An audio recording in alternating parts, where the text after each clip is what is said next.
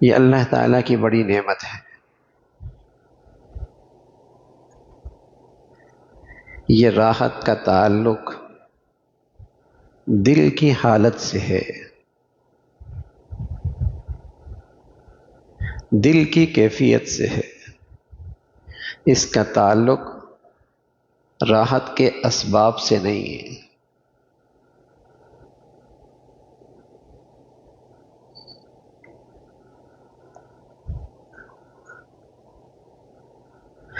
اچھے فرنیچر کا اچھا بنا ہوا پلنگ اور اس پہ اچھی کمپنی کا رکھا ہوا گدا اور اچھی کمپنی کا اور اچھے چلنے والا اے سی اس کمرے میں لگا ہوا ہو، لیکن اس کے دل میں کوئی رنج ہے، اس کے دل میں کوئی صدمہ ہے، اس کے دل میں کوئی تکلیف ہے،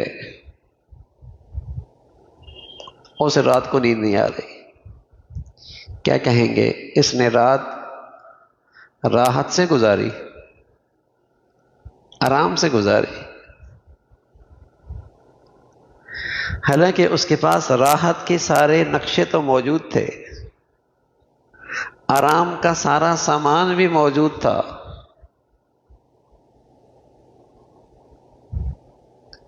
لیکن وہ کیا کہتا ہے؟ میں نے ساری رات صدمے سے گزاری ہے، ایک تکلیف میں گزاری ہے، میرے اندر ایک رنج تھا جس نے رات بھر مجھے آرام اور راحت سے محروم رکھا۔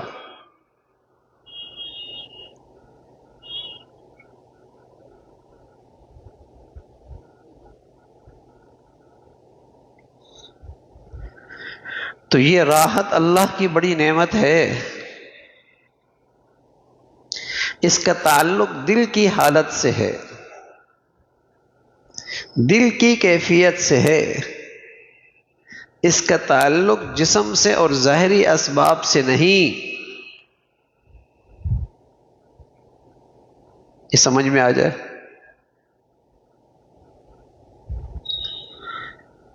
دھوکہ وہاں ہوتا ہے کہ لوگ راحت کے سامان ہی کو راحت سمجھ بیٹھتے ہیں، اور جس کے پاس وہ نہ ہو تو اسی کو تکلیف میں سمجھتے ہیں۔ دھوکہ یہاں ہوتا ہے، لوگ راحت کے سامان ہی کو راحت سمجھتے ہیں، اور کسی کے پاس یہ راحت کا سامان بہت اچھا معیار کا ہے، اسٹیٹس کا ہے، تو لوگ سمجھتے ہیں یہ بہت راحت میں ہے، اور کسی کے پاس راحت کے یہ نقشے اور یہ چیزیں نہیں تو لوگ سمجھتے ہیں یہ راحت میں نہیں ہے، یہ مشکل میں ہے۔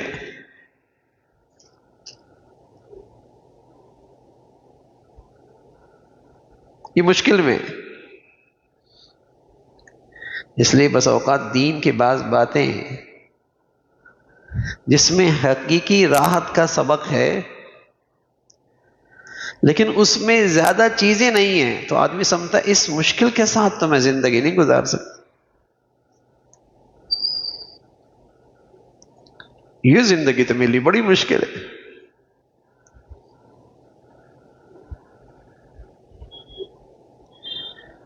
تو دھوکہ کہاں ہوتا ہے کہ جب لوگ راحت کے نقشوں ہی کو راحت سمجھ بیٹھیں، اور جس کے پاس وہ نہ ہو تو اسے راحت سے محروم، آرام سے محروم سمجھنے لگے، لیکن یہ دھوکہ ہے۔ میں نے مثال دی کہ کھانا تو اس کے پاس اچھا لگا ہوا ہے، اور دائیں بائیں کا ماحول بھی بڑا ہی پرکشش ہے، ہوادار، خوبصورت نہریں، آب و ہوا سرسبز، لیکن اس کے اندر ایک رنج ہے، ایک صدمہ ہے۔ تو بتائیے اس کا وہاں چند گھنٹوں کا گزارنا اسے راحت دے گا؟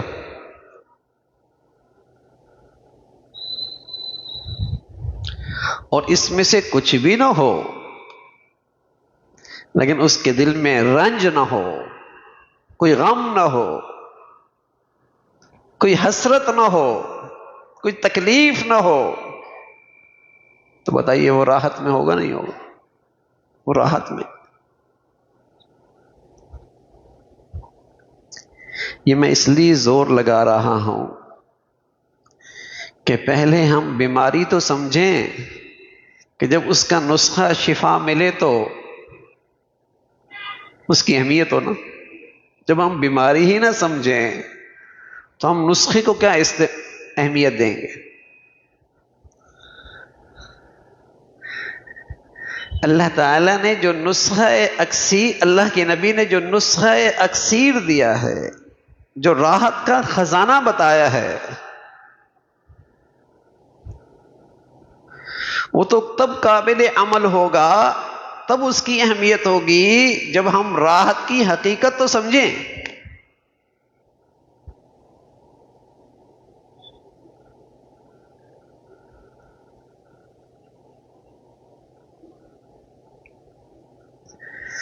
تو راحت اللہ کی بڑی نعمت ہے، کہتے ہیں نا یہ بڑے آرام سے ہے، یہ بڑی راحت میں ہے۔ تو وہ راحت ہے کیا؟ وہ آرام ہے کیا؟ کیا اس کا تعلق ظاہری اسباب سے ہے، وسائل سے ہے، جسم سے ہے، یا اس کا تعلق دل کی کیفیت سے؟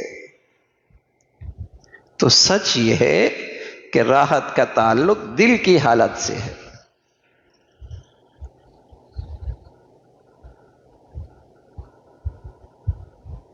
راحت کا تعلق اسباب راحت سے آگے بڑھ کر دل کی حالت سے ہے کہ اسباب راحت نہیں بھی ہیں، دل کی حالت اچھی ہے تب بھی یہ آدمی راحت میں۔ اسباب راحت ہیں، دل میں رنج ہے تب بھی راحت سے محروم ہے۔ بعض لوگوں کو چھوٹے سے گھر میں راحت مل جاتی، اور بعض لوگوں کو محلات نما گھر میں راحت نہیں ملتی۔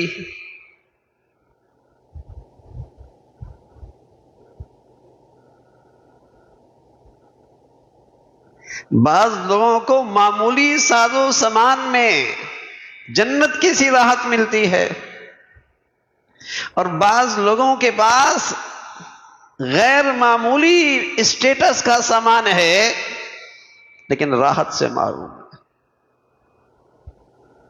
ایک اندر صدمہ ہے، ایک اندر مایوسی ہے، ایک اندر غم ہے، ایک اندر تکلیف ہے، ایک اندر حسرت ہے۔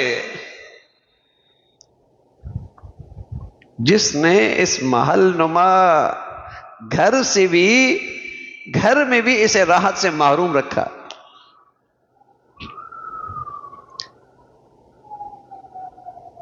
دیکھنے والے کو دھوکہ ہوتا ہے، وہ گاڑی دیکھتا ہے، سواری دیکھتا ہے، آمدنی دیکھتا ہے، گھر دیکھتا ہے، آگے دائیں بائیں نوکر چاکر دیکھتا ہے، اس کا کر و فر دیکھتا ہے۔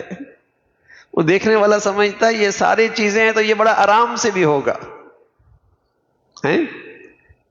یہ بڑی راحت سے بھی ہوگا۔ تو میرے عزیزو ایسا نہیں ہے، قسم خدا کی ایسا نہیں ہے۔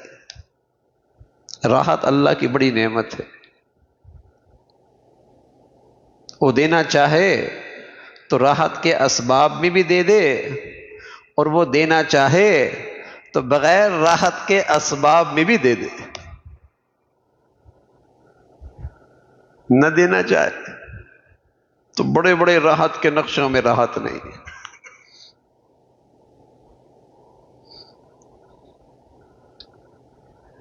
بڑی دولت ہے یہ راحت، بڑی دولت۔ اللہ کرے یہ راحت کا مطلب سمجھ گئے ہوں گے۔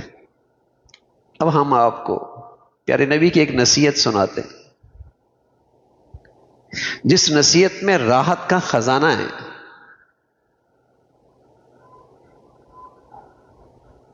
جس نصیحت میں راحت کا خزانہ ہے، جو نصیحت اس دولت کے لیے نسخہ اکسیر ہے، 100% نتیجہ ہے، پیارے نبی کی ایک نصیحت ہے، اگر راحت چاہیے اس نسخے کو استعمال کرو، اس میں راحت کا خزانہ ہے۔ پیارے نبی فرمایا کرتے تھے انظروا الی من هو اسفل منکم ولا تنظروا الی من هو فوقکم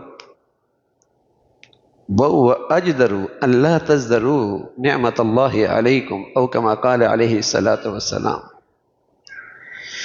پیارے رسول صلی اللہ علیہ وسلم نے فرمایا ہمیشہ تم اپنے سے کم حالت والے شخص کو دیکھا کرو،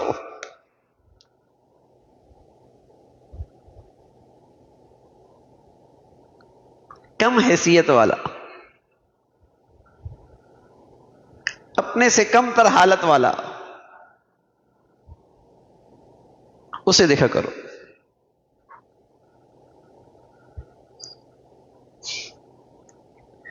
کیونکہ اگر تم اپنے سے بالا تر کو ساتھ دیکھو گے تو تمہارے اندر حرص بڑھے گی،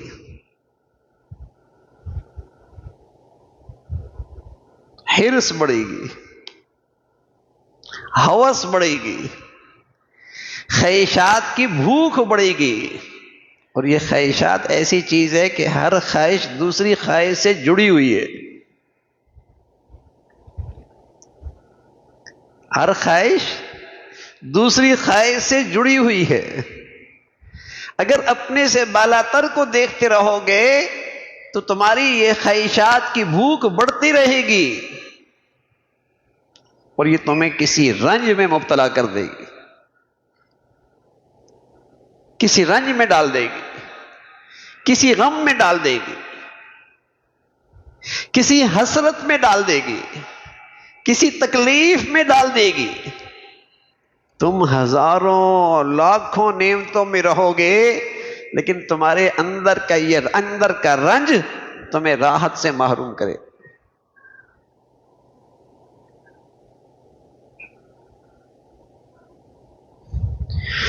تو پیارے نبی صلی اللہ علیہ وسلم نے راحت کا خزانہ، راحت کا نسخہ اکسیر بتایا، انظروا الی من هو اسفل منکم، اپنے سے کمتر کو دیکھو۔ اور بسا اوقات آدمی جب اس دنیا میں رہتا ہے تو ایسے سے بھی ملاقات ہو جاتی ہے، ایسے کے ساتھ بھی بیٹھنا پڑتا ہے، ایسے پر بھی نظر پڑ جاتی ہے جس کی حالت اس سے اچھی ہو۔ تو اللہ کے نبی نے پھر نصیحت فرمائی کہ فوراً اس کا تصور کرو جس کی حالت تم سے کم تر ہے، کہیں ایسا نہ ہو یہ تمہارا دیکھنا تمہارے اندر کوئی حسرت پیدا کر دے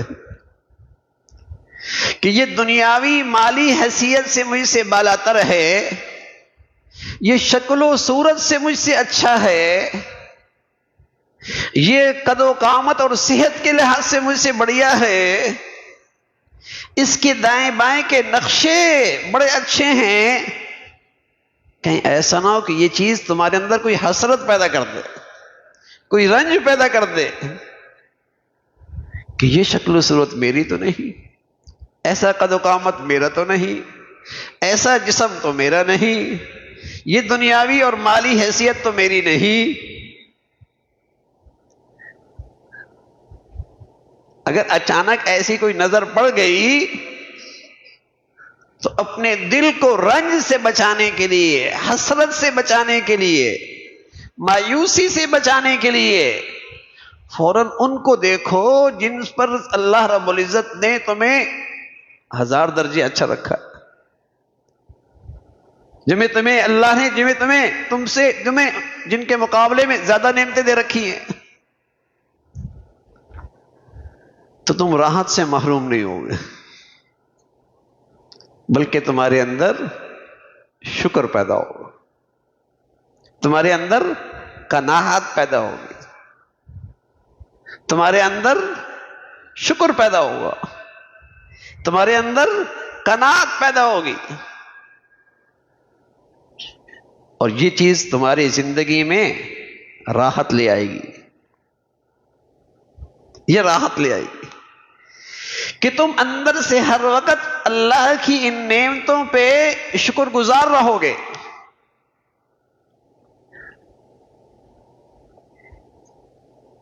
اور اگر تم نے یہ نسخہ استعمال نہ کیا اور ہمیشہ اپنے سے اونچے خواب دیکھے،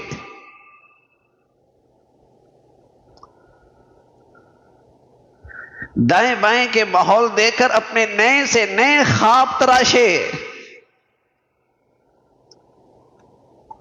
تو میں عرض کر رہا ہوں یہ دنیا کی خواہشات تو ایسی ہیں کہ ہر خواہش دوسری خواہش سے جڑی ہوئی ہے، وہ تو پوری ہونی نہیں، اور جب تم میں پوری نہیں ہونی تو تم پھر اس حرص و ہوس کی آگ میں جلنے لگو گے۔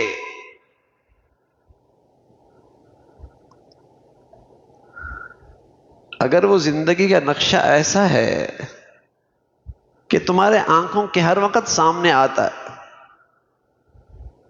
اور وہ تم سے بالاتر ہے کسی بھی حالت میں، تو حرص پیدا ہوگی، پھر یہ حرص تمہارے اندر حسد پیدا کرے گی، پھر یہ حسد تمہارے اندر بغض پیدا کرے گی، اور تمہارے اندر پھر عداوتیں ہوں گی۔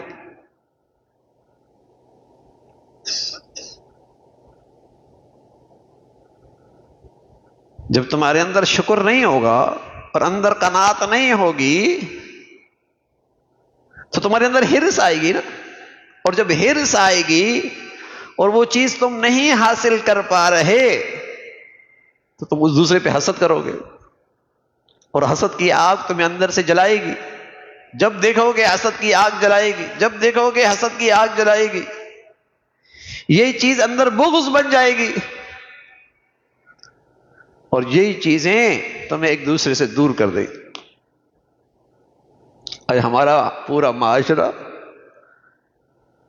اسی کی آگ میں تو جل رہا ہے، اسی آگ میں تو جل رہا تھا، عداوت ہے، حسد ہے، بغض ہے، اور اس کے پیچھے مرض کیا ہے؟ ہوس، حرص، خواہشات، اور ناشکری اور شکوے، اور جب آدمی سے کچھ نہیں بن پاتا یہ بیچارہ عجیب صدمے میں زندگی گزارتی ہے، عجیب صدمے میں زندگی گزارتی ہے،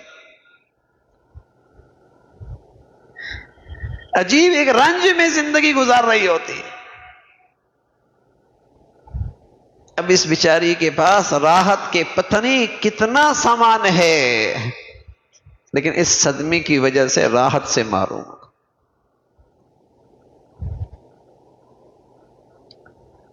اگر پیارے نبی کا یہ نسخہ استعمال کر لے اور دین کی یہ عادت اپنے اندر پیدا کر لے کہ ہمیشہ اپنے سے کمتر کو دیکھے،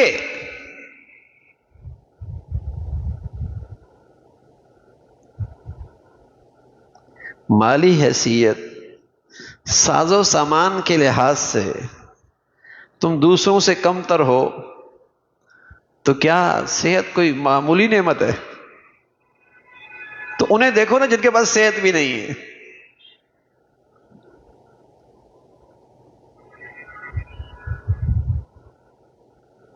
اللہ ایمان کی عقل نصیب فرما دے تو آدمی کے لیے شکر کے لیے یہی کافی ہے۔ اگر دنیاوی ساز و سامان میں کچھ کمی ہے اور صحت بھی ویسی نہیں تو کیا ایمان کی دولت کوئی چھوٹی نعمت ہے؟ ایمان کی دولت کوئی چھوٹی دولت ہے؟ ایمان کا ماحول کوئی چھوٹی نعمت ہے؟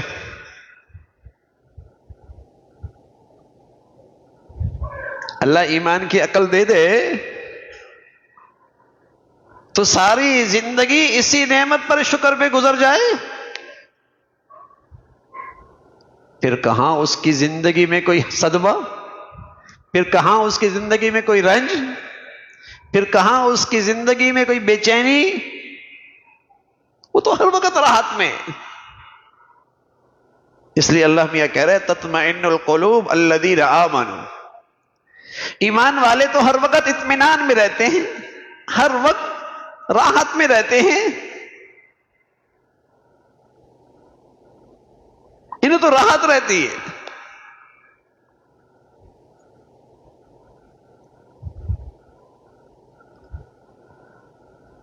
تو پیارے نبی صلی اللہ علیہ وسلم نے اپنی نصیحت میں راحت کا گر بتایا، راحت کا نسخہ اکسیر بتایا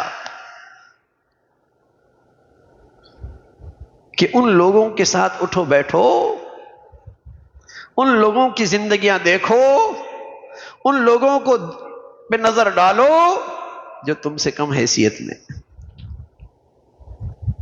عبداللہ بن مبارک رحمۃ اللہ علیہ فرمایا ایک دور تھا میری زندگی کا جو دور غفلت کا تھا، اور وہ دور غفلت کا تھا لیکن خوشحالی بہت تھی، لیکن میری زندگی میں ایک عجیب رنج رہتا تھا، ایک عجیب صدمہ رہتا تھا کہ کتنی بھی اچھی سواری لے لیتا تو کہیں جاتا تو کسی کی سواری اپنے سے بہتر دیکھ کے ایک صدمہ لے کے آتا۔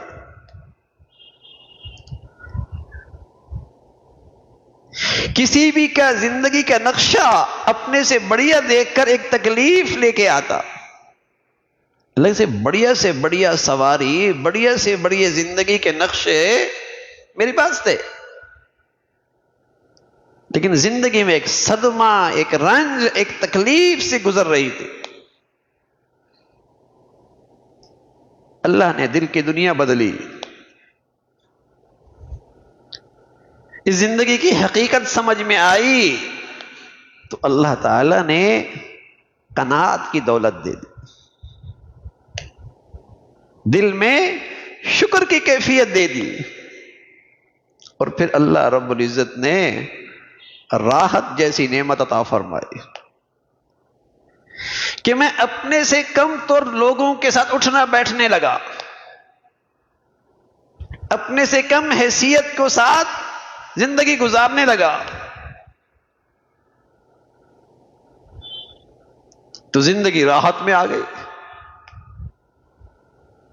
زندگی راحت میں آ گئی۔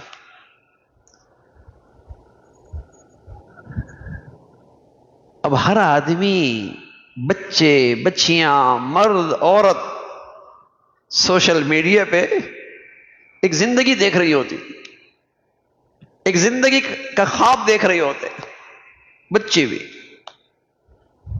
مرد عورت بھی، اور جب وہ خواب نہیں پورا ہوتا تو صدمے میں رہتی ہے۔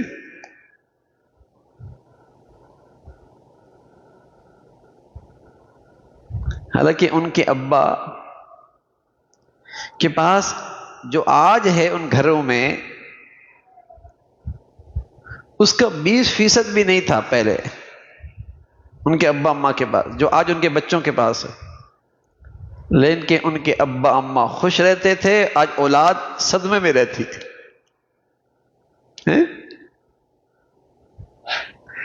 بعض گھروں میں ساز و سامان 100% بڑھ گیا، لیکن ان کے اولادوں کے دلوں میں ہر وقت ایک ناشکری ہے، ناشکری، اور اس ناشکری نے انہیں راحت کی زندگی سے دور کر دیا، کیونکہ انہوں نے ایک عجیب خواب دیکھ رہے ہیں زندگی میں۔ پھر بدقسمتی سے ایسا تعلیمی نظام، ایسا تعلیمی ماحول، ایسے دوست، ایسی زندگیاں جہاں اس دنیا ہی کے خواب دکھائے جاتے، اس دنیا ہی کے خواب دکھائے جاتے۔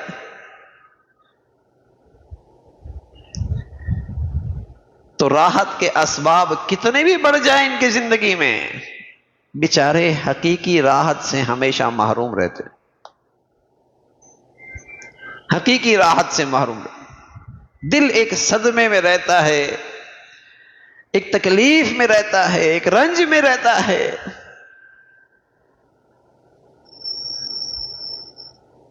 زندگی مشکل ہو جاتی ہے۔ تو عبداللہ ابن مبارک فرمانے لگے کہ اللہ نے مجھ پہ فضل فرمایا، اللہ نے مجھ پہ بڑا کرم کیا، دل کی کیفیت ہی بدل گئی، ہر وقت شکر کی کیفیت۔ اب ہم ماحول تو دیں حرص و ہوس کا، ایک دوسرے سے آگے بڑھنے کا، اور پھر ہم گولیوں کے سہارے سے سکون تلاش کریں تو گولیاں کتنا کام کریں گی؟ زہر بھی کھاتے رہیں، دوائی بھی کھاتے رہیں۔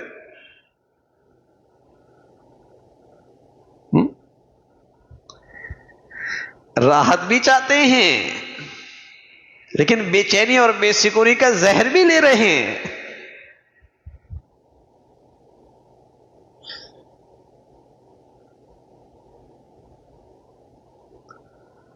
زندگی کا نقشہ ٹھیک کرنا ہوگا نا، زندگی کا ماحول ٹھیک کرنا ہوگا نا۔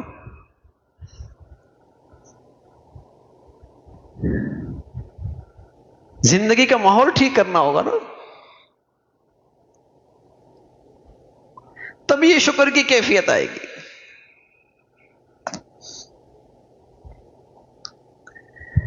دنیا کی ضرورت کا انکار نہیں، اور اس کی آسائش کا بھی انکار نہیں،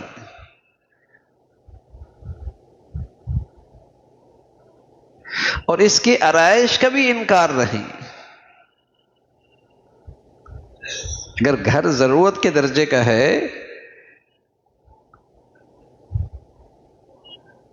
تو یہ حرص نہیں ہے،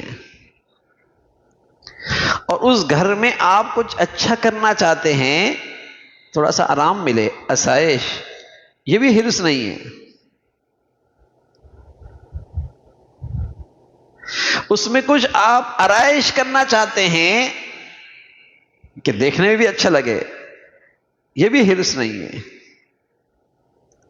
حرص کا دروازہ وہاں کھلتا ہے جب آپ نمائش کے درجے میں آتے،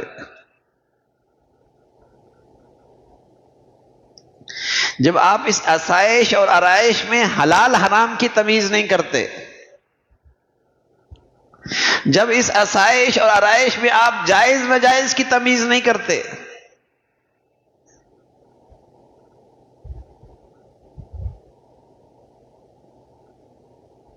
یہ حرص و ہوس، اس کی کوئی انتہا نہیں۔ دنیا میں کوئی نہیں آیا جو یہ کہہ دے کہ میں نے اس دنیا کی اپنی ہر خواہش پوری کر لی۔ وہ بھائی جب نہیں پوری ہونی نا تو پھر قناعت لے کر راحت کیوں نہیں لیتے؟ جب اس ساری دوڑ دھوپ کے بعد بھی بے چینی رہنی ہے، اندر کا رنج رہنا ہے، تو پھر اللہ تعالیٰ جو سہولت سے ایمان کی حفاظت کے ساتھ عزت کے ساتھ دے دے، شکر کرو نا، راحت کی دولت مل جائے گی، راحت جیسا انعام مل جائے گا، زندگی کا لطف لوگے۔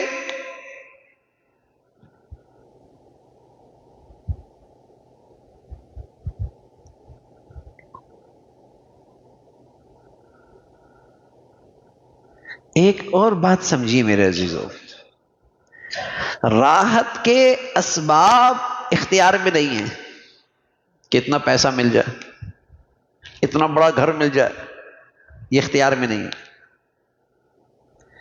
لیکن دل میں قناعت پیدا کر لینا، دل میں شکر پیدا کر لینا، جس کی بدولت اللہ راحت دیتے ہیں، یہ اختیار میں۔ اب جو اختیار کی چیز ہے وہ تو ہم اس کے پیچھے تو دوڑتے نہیں، اور جو اختیار میں ہے ہی نہیں اس کے پیچھے لگی ہوئی ہے۔ اچھا، اولاد اختیار میں ہے،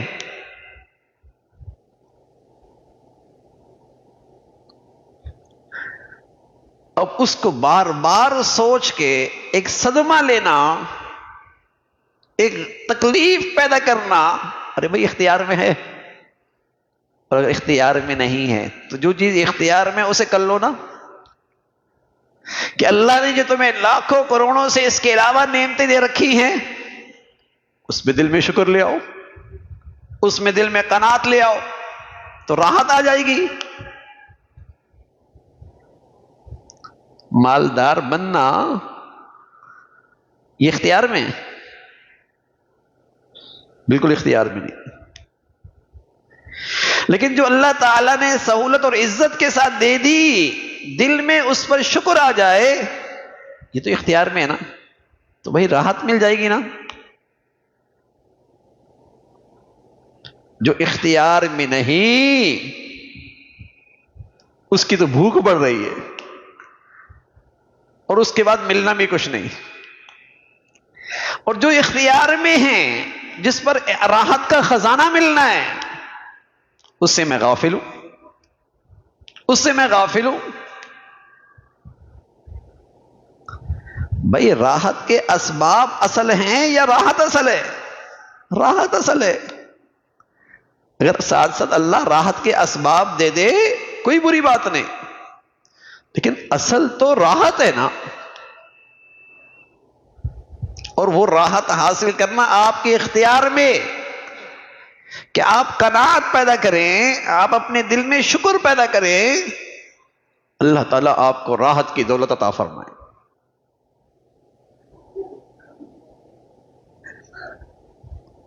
راحت دولت دیں۔ تو پیارے نبی صلی اللہ علیہ وسلم نے نسخہ اکسیر دیا، انظروا الی من هو اسفل منکم، انہیں دیکھا کرو جو تم سے کم حالت میں ہے۔ آج ہمارے بچے بچیاں صدمے میں ہیں، ڈپریشن میں ہیں، ڈپریس ہیں۔ ڈپریشن کیا ہے؟ صدمہ۔ ڈپریس کا ہونا کیا ہے؟ صدمہ۔ اور صدمہ کیا ہے؟ کہ یہ کیوں نہیں ملا، یہ میری خواہش کیوں نہیں پوری ہوئی، یہ میری چاہت کیوں نہیں پوری ہو رہی۔ یہی ہے نا۔ اب وہ صدمے میں ہے،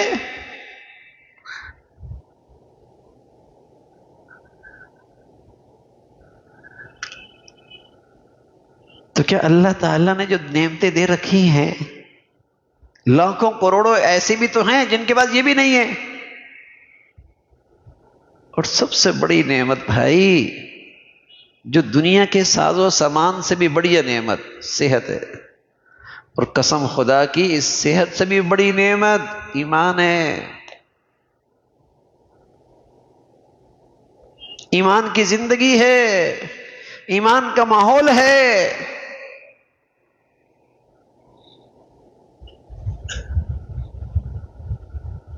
سب سے بڑی نعمت۔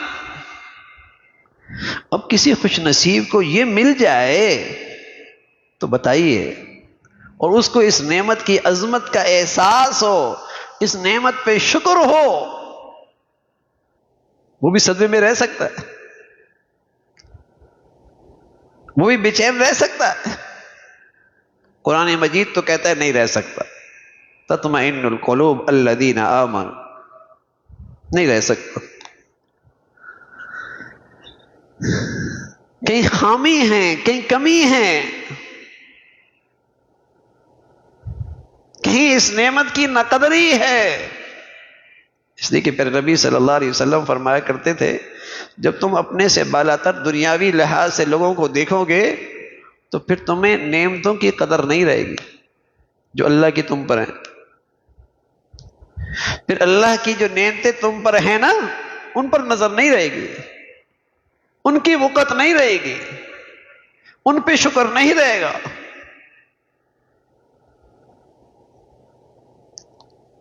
اسی پر آپ کی نظر ہوگی جو نہیں ہے، اور آپ کے اندر ایک بے چینی، مایوسی۔ تو آج گھروں میں ایک بڑی تکلیف ہے، آج گھروں میں ایک بڑی تکلیف ہے کہ آج دلوں میں ایک کوئی رنج ہے، کوئی صدمہ ہے، جس سے آج زندگیاں اور گھر راحت سے خالی ہے، راحت سے خالی۔ اور ہر آدمی اپنے سے بالاتر کو دیکھ رہا ہے۔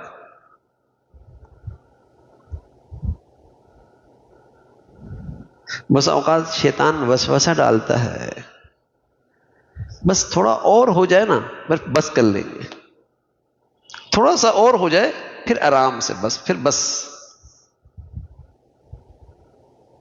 تو آگ لگی ہو تو اس کا بجھانے کا طریقہ یہ نہیں ہے کہ اس کے اوپر اور آپ سوکھا گھاس ڈال دیں۔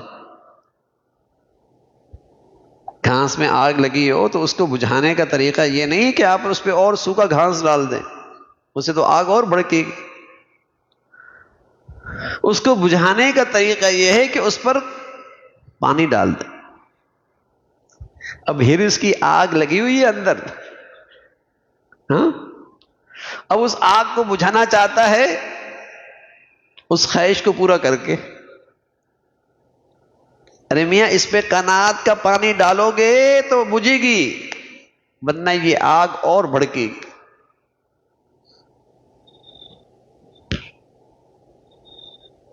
مطلب اور بجے کوئی بس نہیں ہے نا، کوئی بس نہیں ہے۔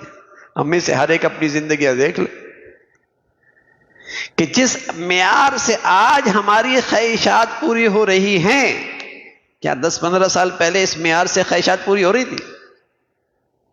تو کیا خیال ہے، شکر بڑھ گیا، راحت بڑھ گئی، بچے بہت خوش ہیں آج، بہت ماں باپ کے شکر گزار ہیں۔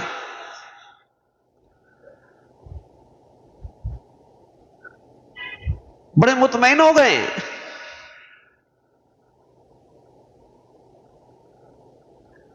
جس معیار اور جس اسٹیٹس سے پچھلے 20 سالوں میں ہمارے گھروں میں خواہشات پوری ہونے لگی ہیں، 20 سال پہلے تو ایسا نہیں تھا۔ لیکن اب اس کی خواہش اس سے آگے والی، اور وہاں جب پہنچتا ہے تو پھر اس سے آگے والی، اور دوڑ دھوپ کی جب وہاں پہنچتا ہے تو پھر اس سے آگے والی، اور ساری زندگی دوڑ دھوپ میں گزر جاتی، اور اس کو راحت کی ہوا بھی نہیں لگی ہوتی۔ یہ نادان سمجھتا ہے راحت کے اسباب اکٹھے کرنے کا نام ہی راحت ہے۔ یہ نادان سمجھ بیٹھا کہ راحت کا نقشہ اچھا کرنے کا نام ہی راحت ہے، اس کو راحت کی ہوا بھی نہیں لگی، ہوا بھی نہیں لگی۔ یہ کیا جانے راحت کیا ہوتی ہے اور اطمینان کیا ہوتا ہے۔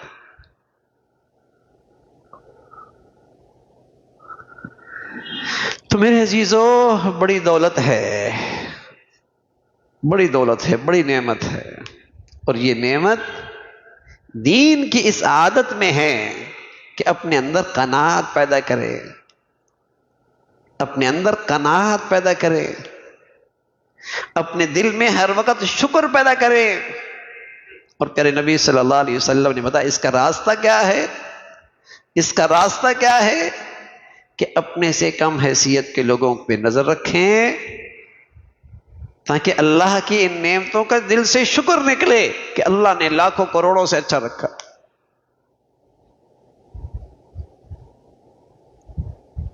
دل سے شکر نکلے۔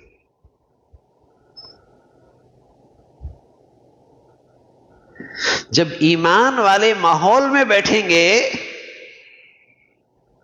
جب نیکی کے ماحول میں رہیں گے، تو اس نعمت کی عظمت اور اہمیت آئے گی، اس نعمت کی عظمت اور اہمیت آئے گی، اور جب دنیا کے ماحولوں میں اٹھے بیٹھیں گے تو دنیا کی اہمیت اور عظمت آئے گی، اور اس کی مصیبت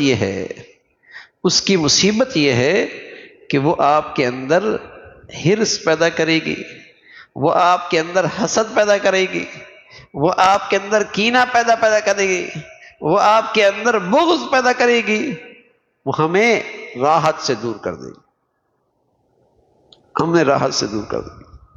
اس لیے پیارے رسول صلی اللہ علیہ وسلم فرمایا کرتے تھے اگر اپنے سے بالا تر کو دیکھنا ہی ہے تو دین والوں کو دیکھا کرو،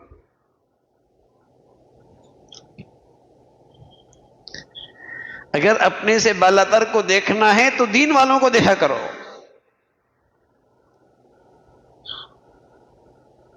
کہ میں ان جیسا ہو جاؤں،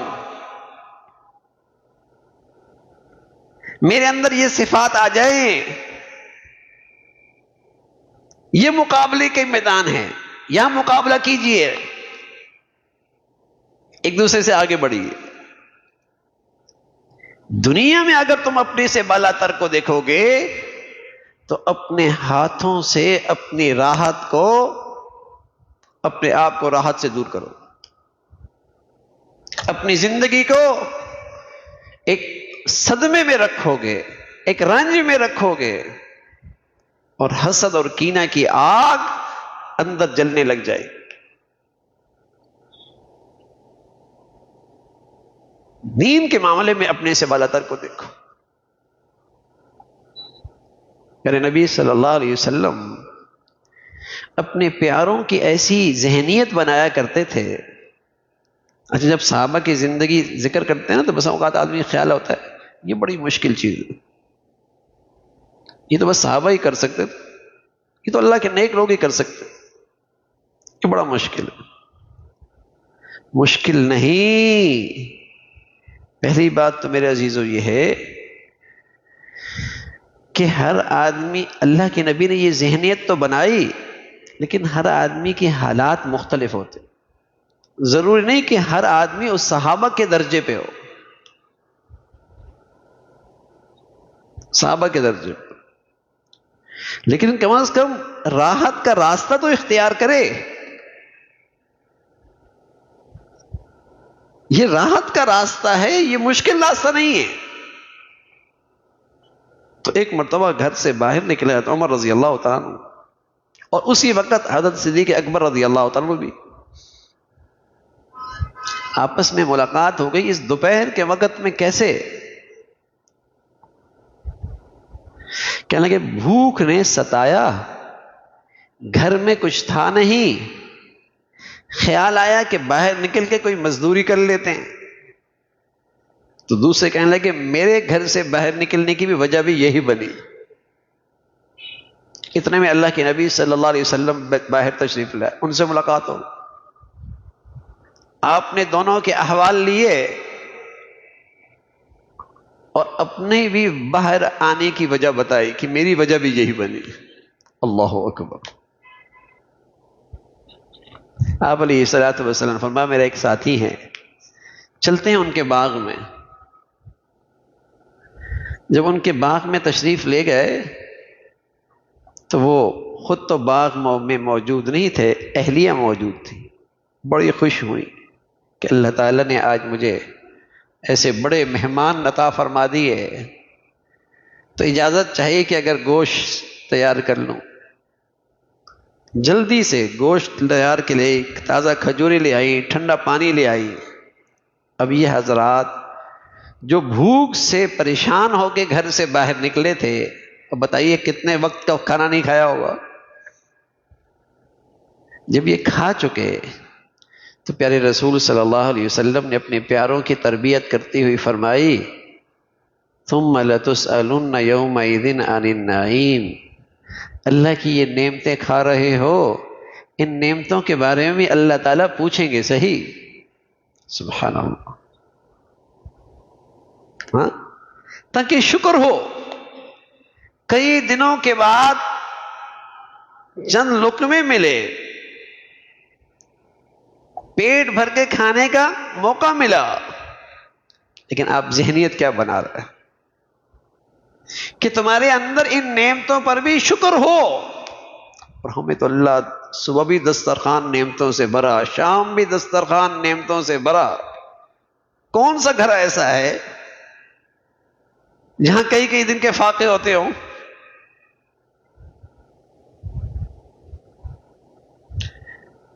لیکن آج وہ ذہنیت نہیں کہ اللہ نے کتنوں سے اچھا رکھا ہے تاکہ دل اور گھر میں ہر وقت شکر کی کیفیت ہو.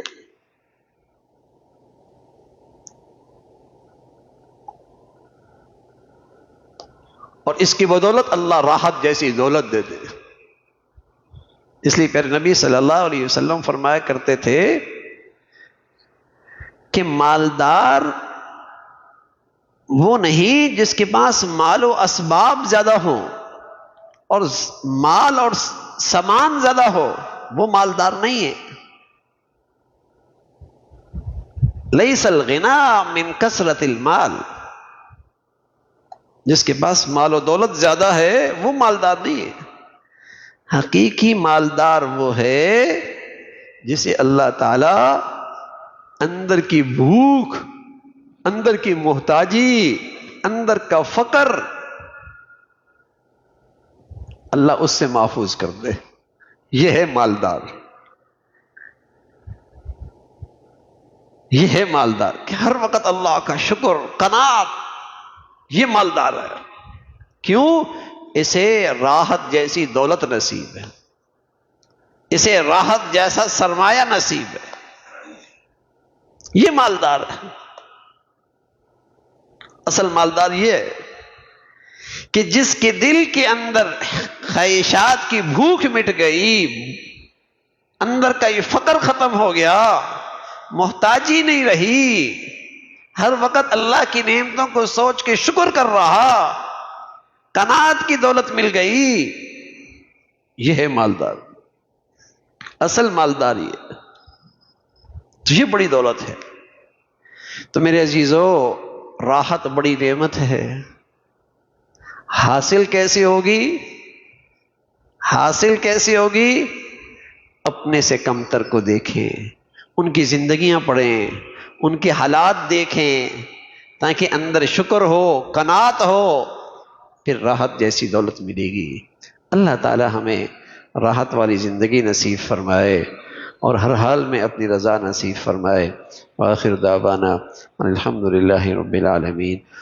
اللہم لک الحمد کلہ ولک الشکر کلہ، اللہم لک الحمد کلہ ولک الشکر کلہ، اللہم لک الحمد کلہ ولک الشکر کلہ.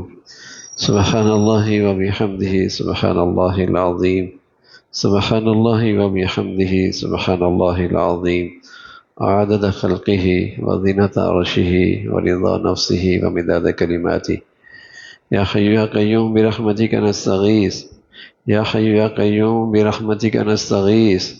اصلح لنا شأننا كله ولا تكلنا إلى أنفسنا طرفة عين.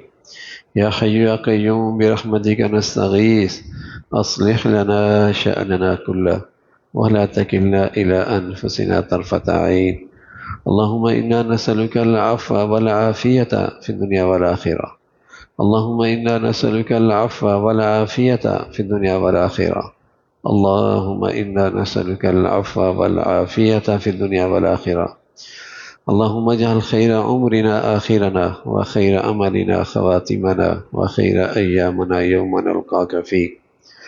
اللهم إنا نعوذ بك من زوال نعمتك وتحول عافيتك وفجاء نقمتك وجميع سخطك. اللهم بارك لنا في الموت وفيما بعد الموت، اللهم بارك لنا في الموت وفيما بعد الموت. یا ارحم الراحمین، جو کچھ کہا سنا عمل کی توفیق نصیب فرما، ایمان والی، عافیت والی، صحت والی زندگی عطا فرما، اپنی پسند کا جینا نصیب فرما. اے مولا کریم، شکر والا دل نصیب فرما، شکر والی زبان نصیب فرما، شکر والی کیفیت نصیب فرما. اے مولا کریم، دل کا غنا نصیب فرما، اندر کا فقر ختم فرما، اندر کی محتاجی ختم فرما. اے مولا کریم، اندر کی ناشکری ختم فرما، اندر کی حرص و ہوس سے محفوظ فرما. اے مولا کریم ایمان کی بڑھیا عادت قناعت نصیب فرما، ایمان کی بڑھیا خوبی دل کا شکر نصیب فرما۔ یا ارحم الراحمین ہمارے بچے بچیوں کو بھی شکر گزاری کی زندگی عطا فرما، نیکیوں کا شوق نصیب فرما، نیکوں سے تعلق نصیب فرما، نیکوں کی صحبت نصیب فرما، نیکی والا ماحول نصیب فرما۔ بڑوں کی تربیت، بڑوں کی جو ذمہ داری اولاد کی ہے، اللہ اس ذمہ داری کو صحیح معنی میں بجا لانے کی توفیق نصیب فرما، ان کی تعلیم و تربیت زندگی کے صحیح فیصلے کرنے کی توفیق عطا فرما۔ ہمیں اپنے بڑوں کے لیے صدقہ جاریہ بنا، ہماری اولادوں کو ہمارے لیے صدقہ جاریہ بنا، اولادوں کی نافرمانیوں سے، ناشکریوں سے، فتنوں سے محفوظ فرما۔ یا ارحم الراحمین ہمیں اپنے گھروں میں ایمان والا ماحول نصیب فرما، شکر والا ماحول نصیب فرما۔ اے مولا کریم قناعت کی زندگی نصیب فرما۔ اے مولا کریم ہمیں اپنے گھروں میں ہر گھڑی ہر لمحے اے مولا نعمتوں پہ دل و جان سے شکر گزاری عطا فرما، ہر قسم کی ناشکری سے، شکوے شکایت سے، اے مولا کریم ہر قسم کے گناہوں سے ہمارے گھروں کو محفوظ فرما۔ یا ارحم الراحمین تمام حاضرین حاضرات کی تمام جائز حاجات کو پورا فرما، مشکلات کو آسان فرما، ایمان والی، عافیت والی، صحت والی زندگی عطا فرما، موذی امراض سے، ہسپتالوں کی زندگی سے، حادثات سانحات سے، اچانک موتوں سے محفوظ فرما۔ اے مولا کریم اپنے فضل سے، اپنے کرم سے ہمیں سلامتی عطا فرما، ہمارے ملک کو سلامتی عطا فرما، یا نیکی کی اور خیر کی اور تعمیر کی قوتوں کو غلبہ نصیب فرما، تخریب کی اور بے دینی کی طاقتوں کو ختم فرما۔ اے مولا کریم اندرونی بیرونی خطرات سے اس ملک کو محفوظ فرما، ایمان ہدایت کی فضاؤں کو عام فرما، اس ملک کو دین دشمنوں سے اور ملک دشمنوں سے محفوظ فرما، پوری امت اسلامیہ پہ رحم فرما، اہل اسلام کو نیک صالح قیادت نصیب فرما، دین کی خدمت کی جتنی شکلیں ہیں اے مولا جو تیرے ہاں مقبول ہیں ان کی حفاظت فرما، مدد اور نصرت فرما، کام کرنے والوں کو اے مولا کریم اور ہمت اور استعداد نصیب فرما، اہلیت پیدا فرما، خلوص عطا فرما، فتنوں سے محفوظ فرما۔ یا ارحم الراحمین غزہ اور فلسطین کے مسلمانوں کے لیے آسانیاں پیدا فرما، دنیا بھر کے مظلوم مسلمانوں کی مدد اور نصرت فرما، مسلمانوں میں ایمانی اسلامی اخوت کو زندہ فرما۔ ربنا تقبل منا انك انت السميع العليم وتب علينا انك انت التواب الرحيم وصلى الله على سيدنا محمد وعلى آلہ واصحابہ اجمعین برحمتک یا رب۔ اگلا اتوار ایک سفر ہے 2-3 دن کا، تو ہفتہ اتوار یہاں نہیں ہو گئے، تو انشاءاللہ اس سے اگلے والے اتوار میں بیان ہوگا۔ آنے والا اتوار میں ایک سفر ہے، اس میں بیان نہیں ہوگا، اس سے اگلے والے اتوار میں انشاءاللہ بیان ہوگا۔